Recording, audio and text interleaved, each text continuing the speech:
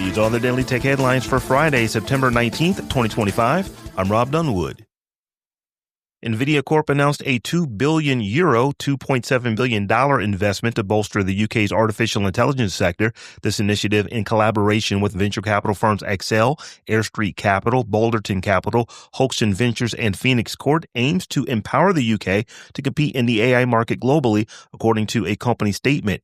Nvidia CEO Jensen Huang, speaking in London, detailed plans to invest in autonomous vehicle technology companies Wave and Oxa, fintech firm Revolt, and AI companies Poly AI, Synthesia, Leighton Labs, and Basecamp Research.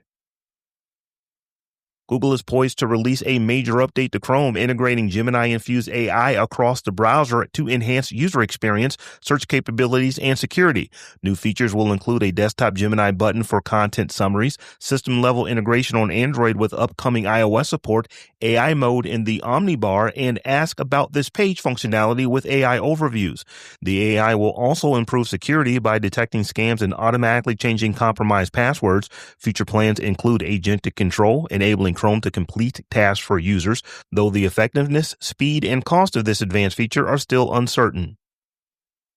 In other Google news, the company is rolling out a new feature that allows all Gemini users to share their custom AI assistants called Gemini Gems with others. Previously a feature for Gemini Advanced subscribers, Gems enable users to create AI chatbots for a specific task. This sharing functionality, similar to Google Drive file sharing, is designed for collaborative projects and allows users to control access permissions. Hyundai CEO Jose Munez distanced the company from an ICE raid at the LG Energy Solutions battery factory in Georgia, where most arrested workers were employed by suppliers, not Hyundai. Munez expressed surprise at the raid, noting incorrect media photos, and advocated for new visa categories for highly skilled foreign workers due to lack of specialized factory expertise in the U.S.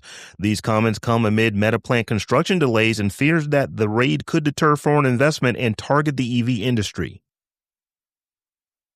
Uber is re-entering the drone delivery market through a partnership with Flytrex, aiming to test Uber Eats deliveries in certain U.S. markets by the end of the year.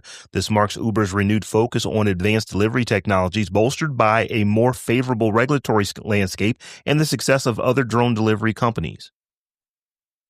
For a long time, Samsung phones have used a 3-button navigation system with the back button on the right and the recents button on the left.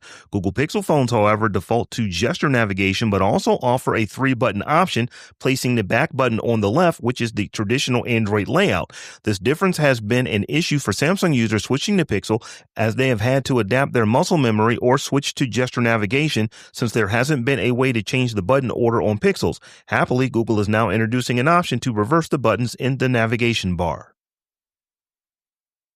Notion has entered a new era of AI with the launch of Notion Agent rolling out as part of Notion 3.0.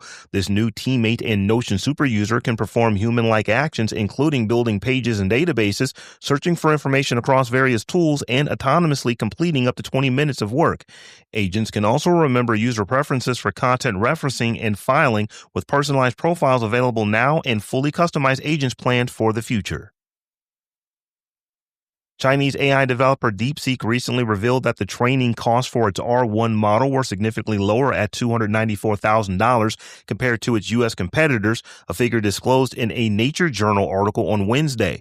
This rare update from the Hangzhou-based company, the first estimate of R1's training expenses, reignites discussions about China's position in the AI development race. DeepSeek's earlier release of these seemingly lower-cost AI systems in January had already caused global investors to sell off tech stocks due to concerns that these new models could challenge the market dominance of AI leaders like Nvidia.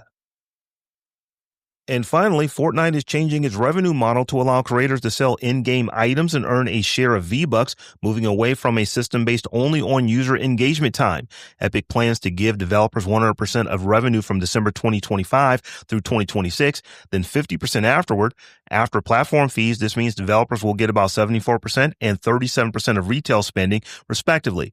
Developers will also get new tools for item creation, community engagement, and paid promotion, as Epic aims to transform Fortnite into a platform for various games and social experiences similar to Roblox. For more analysis of the tech news of the day, subscribe to dailytechnewsshow.com. You can find show notes and links to all the headlines there as well. Thanks for listening. We'll talk to you next time.